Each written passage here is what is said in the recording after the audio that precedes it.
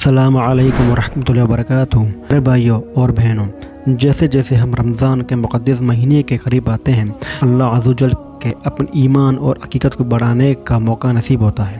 رحمت، بخشش اور برکت کا مہینہ ہے۔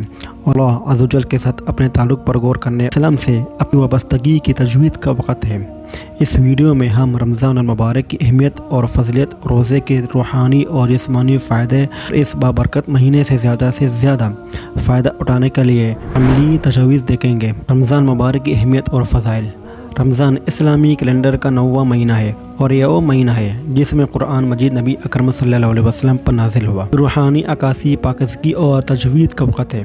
رمضان کے دوران روزہ رکھنا اسلام کے 5 ستونوں میں سے ایک، اور یہ اللہ عز و جل کا حکم ہے کہ تمام اہل قوت مسلمانوں کے لیے فجر سے غروب آفتاب تک روزہ رکھیں۔ رمضان المبارک بے پناہ رحمت اور فضلیت کا مہینہ ہے۔ اللہ سبحانہ و تعالی نے اس مہینے میں روزے رکھنے والوں کے لیے بے شمار انعامات کا وعدہ کیا ہے، جیسے گناہوں کی بخشش، نیکیوں میں اضافہ اور جہنم کی آگ سے حفاظت۔ رسول اللہ صلی اللہ علیہ وسلم نے فرمایا، جس نے رمضان کے روزے ایمان کے ساتھ اور ثواب کی نیت سے رکھے، اس کے پچھلے گناہ بخش دیے جائیں گے۔ بخاری۔ مزید برآں، رمضان صدقہ اور سخاوت کا وقت ہے۔ مسلمانوں کو اس مہینے میں صدقہ دینے اور ضروریت مندوں کی مدد کرنے کی ترغیب دی جاتی ہے۔ رسول اللہ صلی اللہ علیہ وسلم سے زیادہ سخی تھے اور رمضان میں آپ کی سخاوت بڑھ جاتی تھی۔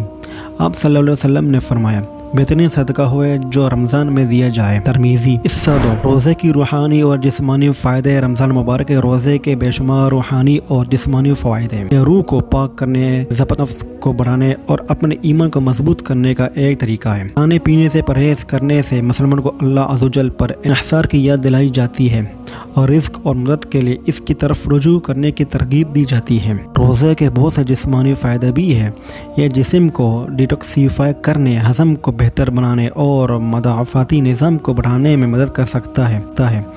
یہ کھانے کی عادت کو منظم کرنے اور صحت مند طرز زندگی کے انتخاب کو فروغ دینے کا ایک طریقہ بھی ہے۔ حصہ 3۔ رمضان کے لیے عملی نکات۔ رمضان سے زیادہ فائدہ اٹھانے کے لیے ضروری ہے کہ پہلے سے منصوبہ بندی کی جائے اور اپنے روزمرہ کے معمولات میں عملی تبدیلیاں لائی جائیں۔